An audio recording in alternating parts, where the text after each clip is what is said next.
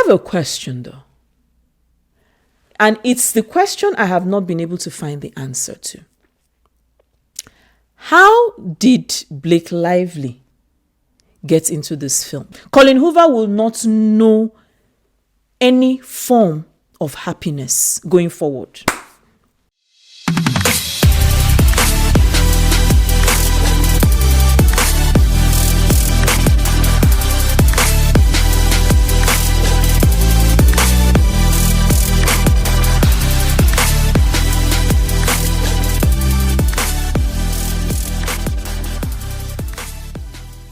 So hi guys, how are we all doing today, and welcome back. So apparently it's Blake Lively and Justin Baldoni saga once again. And you guys know that I covered it in the beginning. I continued covering it.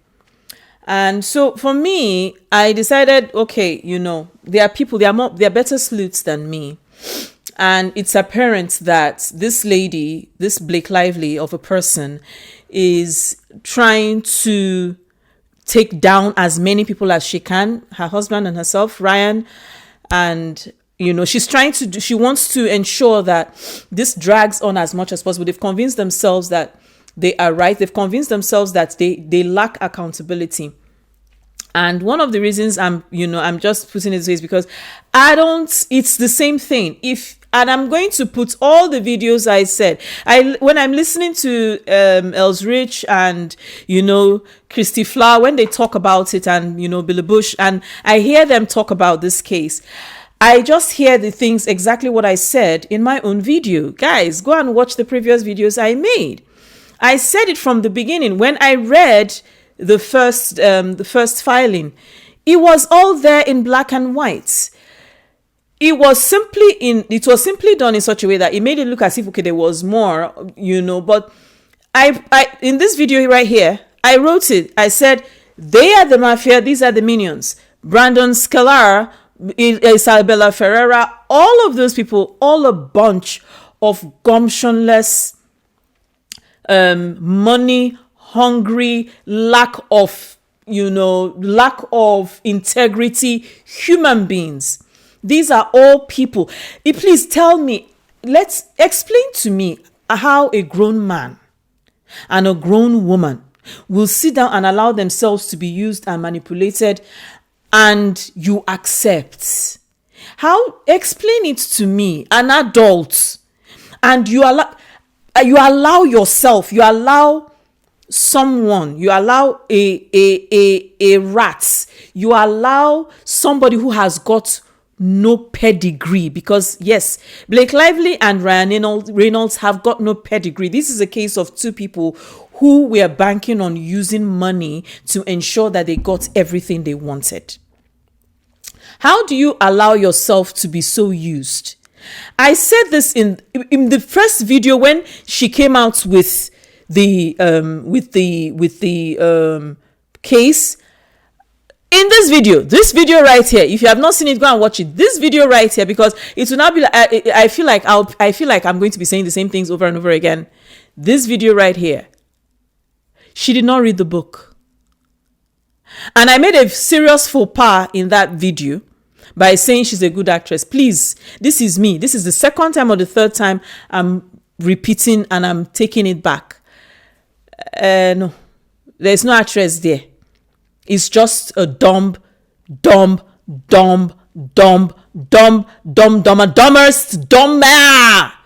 person. Because the reason why I really don't want to go into this video, one of the reasons I don't want to go into this is because I am upset, I am angry. And I'm not one of those people that I have schooled myself to now be controlling emotions anyhow, especially when it comes to being upset with somebody. Because one thing I hate, one thing I detest is bullies. One thing I detest is somebody thinking that you can do something to another person just because. I hate it. Justin Baldoni has shown that he is of a higher class than this church. He has shown that he is of a better pedigree, that the parents that raised him right. He has shown that. So I am not interested in wasting another breath. I thank the creators who are doing the job. that the journalists are supposed to be doing. Let me just say that out. Let me say it, and this is me saying it once again. I've said it before. I thank all of you who are doing due diligence to this matter. I thank all of you who are actually taking your time to read through, to take out all these details and show it to us. But hey, I'm the kind of person, I'm a very perceptive person. They planned this from the beginning. It was not, and that is what everyone is beginning to see now. This was planned from the beginning because they saw Justin Baldoni and they said he's a small fry. We can take care of him. The person that God will punish, and I think God has begun to punish her already. But the person that God will punish more than Blake Lively and Ryan Reynolds and Brandon Sklenar and Isabella Ferrera and all those crazies, the person that God will punish the most is Colleen Hoover. I'm not saying it because it's not this. No, God will punish her. Oh God will punish her. She will ask herself. She will be asking herself, whom did I offend? She will be alive and be suffering. And she will be looking around herself and she will ask herself, where did I miss it? Because the answer will be right in front of her, but she will never see that answer. She will never know that is how she missed it. She will not know peace. Colleen Hoover, she will not know peace. She will not know rest. She will not know joy. Colleen Hoover will not know any form of happiness going forward. You see these ones? That is whom they are. Right? Blake Lively, Ryan Reynolds, Brandon Sklenar, Temuto, all of them. You see them? That's who they are. It's not a problem. You see, when it said that when you give a man money, then his true nature will come out. Okay? Then when a man is desperate, you will now see what he can do and how far he can go. That's what those people are. So it's not supposed to be, I don't know, you just realize that these ones, there's nothing new. There's no substance. There's no character. There's no pedigree. They're empty, right? We can throw them out. But you see Colleen Hoover. For a woman, an author, who wrote a book on DV, right? And knowing fully well that DV has a lot to do with power play and dynamics. It's not just about the violence. It is power play, dynamics, the manipulation, the ostracization, the insults, the abuse. For her to know, this is somebody that wrote a book on DV. You know the emotional turmoil. You know the psychological turmoil. You know how it takes away from your person. For somebody who wrote about DV, and what I suspect is that this book was based on real life events, right? And then you turn around, Colleen Hoover. No, your Calvary just started. And you turn around. And you carry out that emotional turmoil, psychological turmoil, ostracization, manipulation. You actually willingly, with all your senses intact, willingly allowed yourself to be used to do and carry out the same power play. Because again, it's a power play on Justin Baldoni. The very person whom told you, I want to tell this story the way you want this story to be told. You didn't have to be there, but he brought you in because he wanted to do honor to your work. In fact, I dedicate this particular video to Colleen Hoover. For her to have done something so evil, something so painful, something, such a betrayal, such a backstabber, Colleen Hoover, you will know no peace. Joy will cease in your life. I'm not cursing you. It's just karma. You will cease to know happiness. No. You will cease to know happiness. I have a question though. And it's the question I have not been able to find the answer to. How did Blake Lively get into this film? Because in the video I made, this one, I said it. Like, there are so many people that could have played this role and played it excellently. There are so many women that could have played this role. Not Blake Lively. Not Ku Klux Khaleesi. Not her. So I'm asking, because such a movie of this level of sensitivity, right? This level of awareness, this level of research, this level of with this level of psychological trauma, it had to be done by somebody who was willing to do the work and who is willing to do the work. That is the thing about this, the character, right? And she did not fit. She did not fit. She wasn't the right fit. And I don't know why. How did she get in on this project? Who made it possible for her to be on this project? What was the sounding board? Because there are so many people that could have done and played this role marvelously.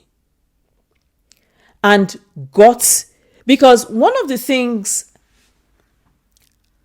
in a movie, one of the things that you want to evoke in a movie is emotions. And I mean, when Sinners came out, you all heard how I talked about Sinners. You all heard how emotional I was. And even on my TikTok, I even cried, tears came out of my eyes. That is what a movie is supposed to, not all movies, because I mean, every movie has its genre, but that is what movies are supposed to do, especially when it's telling stories that are very important, right? And it occurred to me that while watching that movie, Blake Lively, despite understanding that this movie was about DV, and Justin played his role perfectly, I'll give him that. And while she was supposed to be the victim, she could not solicit emotions from me, because I just sat down and started thinking about it again. I don't want to even bother watching the film again because of her. On my Netflix, all the movies that have them, her husband, I've thumbed all of them down. I don't want to see them in my carousel. No. And so I realized that I could not connect. I couldn't. The emotions that she was supposed to evoke in that movie, especially in the scene where because I felt like that scene was very, very, was distressing, right? And it was the scene where she left, the scene where she was pregnant. That scene was supposed to be very emotional, but it was lacking. And I kept asking myself in the course of it, I said, why something is off. I kept saying it to myself, and I said, thinking about it, I'm like, something is off here. This is a film about DV, and I'm not angry enough. I'm not teary-eyed. No, something, the dynamics is not making, it wasn't giving. And so I asked myself, why her? Because there's so many other people that could have. How did she get here? There's so many people that could have played that role. So many. I'm trying to remember their names, and I can't come up with all their names. She shouldn't have been. And Sonny, on your own, you have quite a number of questions to answer. But hey, it's neither here nor there. And I want to now go to Judge Lyman. I saw somebody's comment where the person wrote and said, how is this not defamation? How was Justin's case thrown out? How is his case thrown out as not a defamation lawsuit? And I'm also asking that question. And that is where I will drag Judge Lyman to filth. Because Judge Lyman, I feel, made a joke of this case in the beginning. And I'm only crossing my fingers that he doesn't continue to make a joke of it. I talked about that in this video here. Because this is a case of defamation. And while we are all talking about, because I read a comment also about the New York Times and not suing the New York Times. But there are, for me, and I feel, and I understood the person who said it. She said something that she's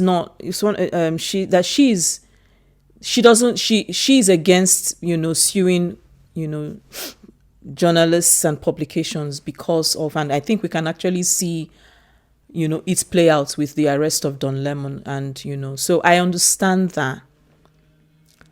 At the end of the day, the New York Times should be held accountable somehow. And for me, the fact that the New York Times has not retracted that article still makes it worse, in my opinion. The fact that they have not corrected that article, the fact that they have not done what they're supposed to do where the article is concerned, to retract that statement or to retract that article for a case that was ongoing or a case that hadn't even begun, and they did not do due diligence. They did not investigate. Justin Baldoni was not even questioned. We now see how it all took place, because again, I'm going to be looking at Taylor Swift. I said also in this video that Taylor Swift, there was something I said, and I wish I did say it, because I had to remove that part of the video because I couldn't get the information I wanted quickly enough during recording. And so here we are. And my statement was that Taylor Swift is not innocent. I don't really care for her. And I think this was the reason why I did not bother, because I just don't care for her. I'm not interested in her person, whatever it is, I don't care. But the statement was because it was after the Hollywood, the article from the Hollywood Reporter, I think, I read. Because again, it doesn't take a soothsayer to see how as a Nigerian, right? We live in sarcasm. We are raised in sarcasm.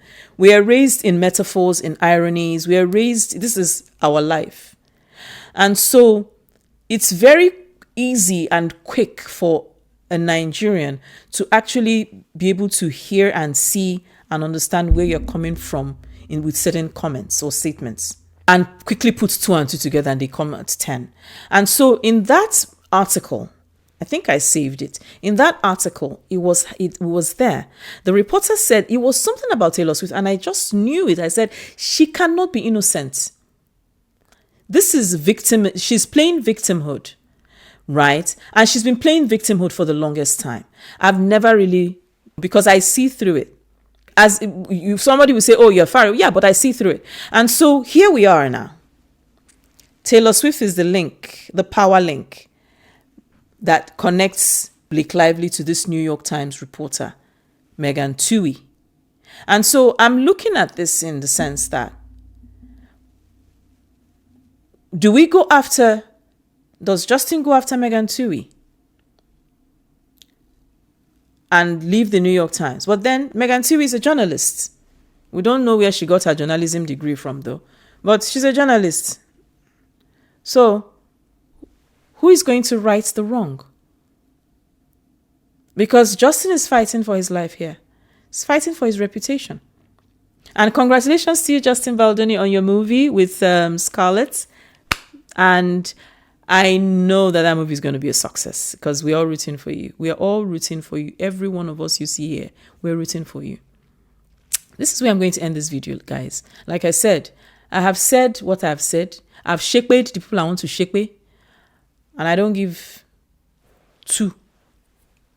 Because all of them, they are gonna, you see, especially Colleen Hoover, she could, no now. I'll see you guys in the next video. Have a beautiful, beautiful week. Bye.